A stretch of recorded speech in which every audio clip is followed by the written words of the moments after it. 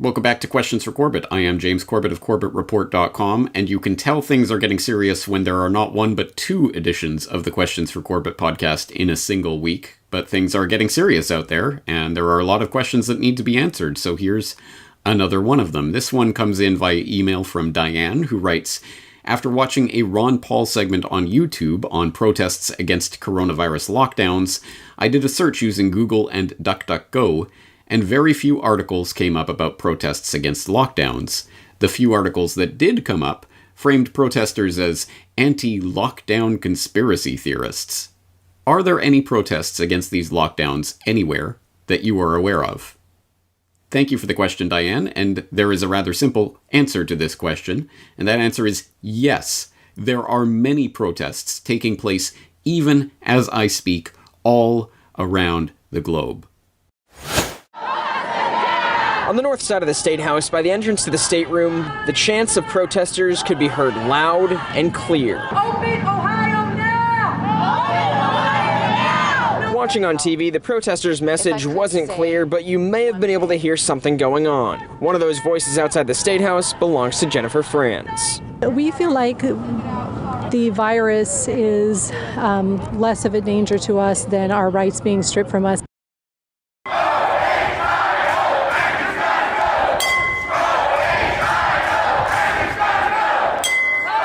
I don't think anybody's going to agree to a vaccine or a testing this crowd. A lot of frustration out here on the streets. They wanted gridlock, and they are getting it. Cars as far as the eye can see. We're seeing a lot of signs out here as well that say, impeach Dimwit, meaning Governor Whitmer, the guy with the cardboard sign. Usually I'm at work. Right now, a lot of people who are out of work are up here. Our community is struggling. My husband is on unemployment for the first time in our life. And it's unwillingly that we're taking unemployment. We want to go back to work. We have employees. We have paychecks to issue. We have bills to pay. The only stores open are Walmart? That's ridiculous. That's why we're here. A number of Vancouverites aren't drinking the Kool-Aid, and they're getting out and they're getting together here to show the world that we're not okay with unlawful orders and quarantines and lockdowns. Sure, let's do it. It's a beautiful day here. It'd be a shame to just sit at home and let the government tell you what to do. Getting a lot of support too from cars driving by. Yep. Not everybody drank the Kool-Aid. It's good to see. 20,000 Pakistanis are stuck in the UAE. They have reportedly registered with the Pakistani consulate on the 3rd of April to be able to return to Pakistan, but have so far received no response. And that is why they chose to take to the streets today, flouting the social distancing guidelines. The big story that we're tracking for you this evening, those are images that we're getting to you from the Bandra station in Mumbai, where protesters have gathered. These are migrant labor, we're given to understand, who gathered to protest against the extension of the lockdowns. Wer Freiheit liebt für Sicherheit, verliert am Ende alles zwei. Wer Freiheit gibt für Sicherheit, verliert am Ende alles zwei. Wer Freiheit gibt für Sicherheit, verliert am Ende alles zwei. Wer Freiheit gibt für Sicherheit, verliert am Ende alles zwei. Wer Freiheit gibt für Sicherheit, verliert am Ende alles zwei. Wer Freiheit gibt für Sicherheit, verliert am Ende. Yes, there are protests happening all around the globe, even as I speak. They are happening across the United States, in South Africa, in Nigeria, in Germany, in India, in other places besides. These protests are happening.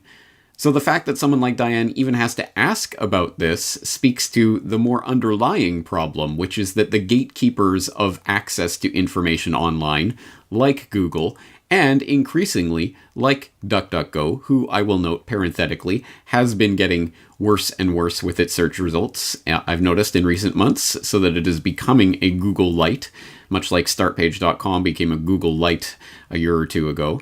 It is slipping down that path. So the gatekeepers of online information are directing people who would be interested in such information towards mainstream sources that, of course, are going to portray this as crazy anti-lockdown conspiracy theorists who are killing grandma by daring to go out in public without a mask and not observing proper social distancing rules. This is, of course, the way this information is going to be framed in the mainstream, so no surprise that you are not hearing about this at all there, or to the extent that you are, it is generally by masked reporters who are afraid to go anywhere near these filthy protesters. So if you do want actual information about what is happening with these protests, you are of course going to have to turn to online independent sources of information. Like, if you're looking for information specifically in the US context, I will note that Del Bigtree the Highwire has been highlighting some of these protests on his YouTube channel, so restreaming some other people's streams of the protests that are taking place in Ohio and Michigan.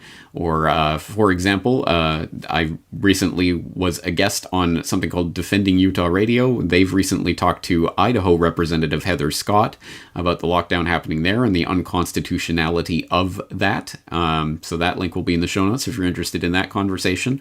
Or, Diane, as you point out, yes, Daniel McAdams and Ron Paul, previous guests here on the Corbett Report, were recently talking about this very phenomenon on the Ron Paul Liberty Report in a segment on the people waking up coronavirus lockdown sparking nationwide protests. Hello, everybody, and thank you for tuning in to the Liberty Report. With me today is Daniel McAdams, the co-host.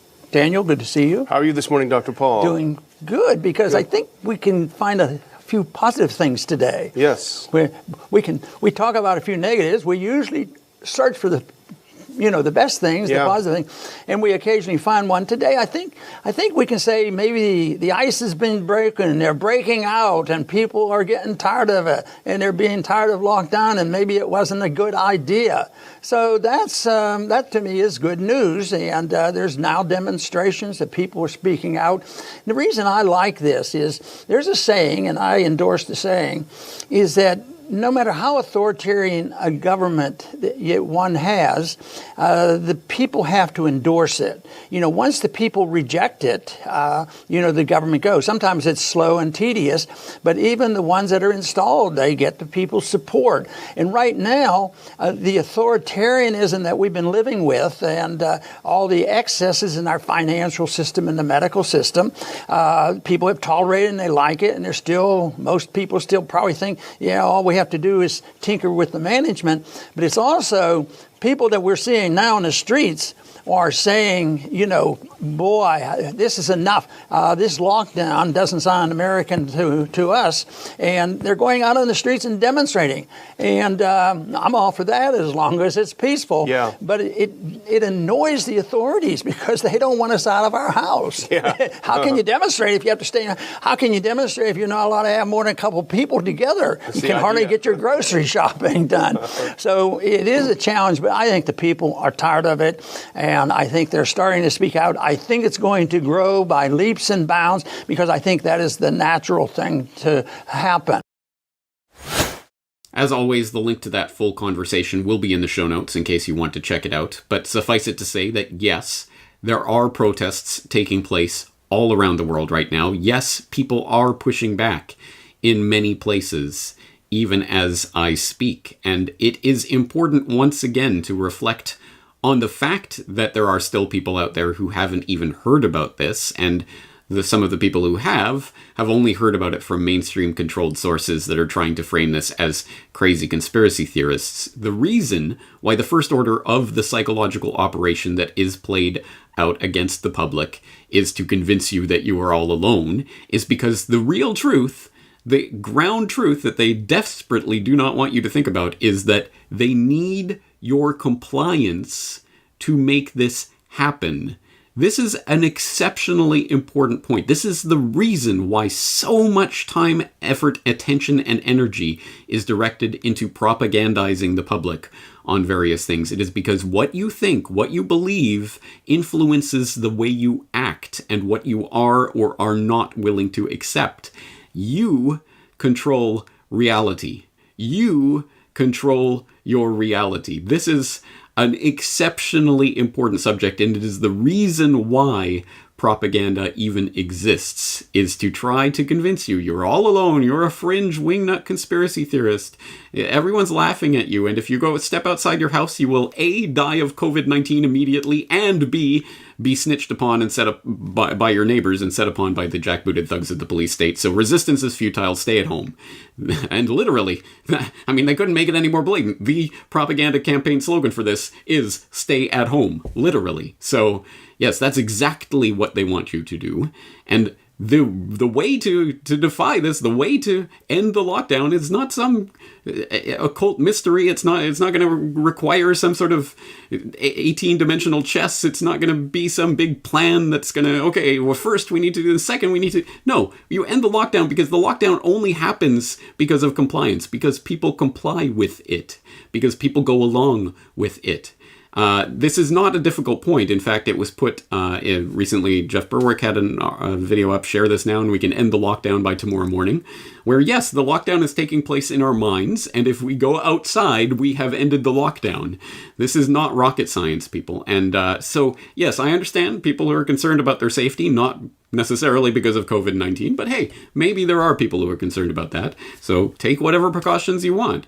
But for people who want to go outside, go outside. And yes, I understand that you may be subject to the snitches of the neighborhood snitch state and the jackbooted thugs of the police state if you do so in defiance of government orders, if you dare to try to open your business during this lockdown. So there is strength in numbers, and that's why it's important to know about these protests that are taking place so that you can have that strength in numbers. And if there is no protest taking place in your area, people are looking to me, James, why don't you be a leader and tell me what to do? Okay, okay, you know what? I'm not a leader. I am not your leader, but I'm going to tell you what to do if for the people out there who need to be told what to do. And I have this kicking around. I've had this sitting here for a couple of months now because I was planning on doing a Vote Harder video to parody the 2020 selection circus back before the world changed forever. But I've decided I'm going to use this as a badge. I'm going to give you this badge to each and every person watching this video. You have now been embadged. Here it is. You have your medal. You are now officially appointed the leader of your area. You are the resistance leader in your area, whether that area be your house, your community, your neighborhood, your city, your county, your state, your country, whatever it is. You are now the leader. You personally, I've just passed the baton. You now are the leader of the resistance. You are now empowered to end the lockdown by going outside. And you can do that with people. You can do it by yourself. You can open your business. You've just been empowered by a leader who has told you what to do. So now you are free to go and do it, right? Anyway, whatever it takes. The lockdown only exists because people comply with it. And I hate to tell people, but mass disobedience, mass non-compliance is going to be necessary in order to combat tyranny. It's going to happen sooner or later. The only problem being, if it happens much later, then unfortunately it will not be able to happen at all because, as you may have noticed, the police state is locking down right now. They are putting every single bar of this prison into place right now. And as each bar gets slotted into place, and then it gets harder and harder. Here comes the surveillance and tracking, and here comes the immunity passports, and here comes the mandatory vaccinations, and here comes the cashless society. It's all coming down. The bars are coming down, shutting in your prison. If you do not disobey, then there will be a time when you cannot disobey. So keep that in mind, and keep in mind the fundamental underlying point of this question. Is anybody protesting? Yes, people are protesting, and you don't know about it because they don't want you to know about it. So first of all, please do not get your information at least solely from mainstream sources. Please look for online alternative sources. I've just pointed out a few. There are many more out there. I'm sure helpful people can suggest more in the comment section of this report. And secondarily, yes, the lockdown exists in your mind, and you have to start disobeying at some point. That's the message for today. James Corbett, CorbettReport.com.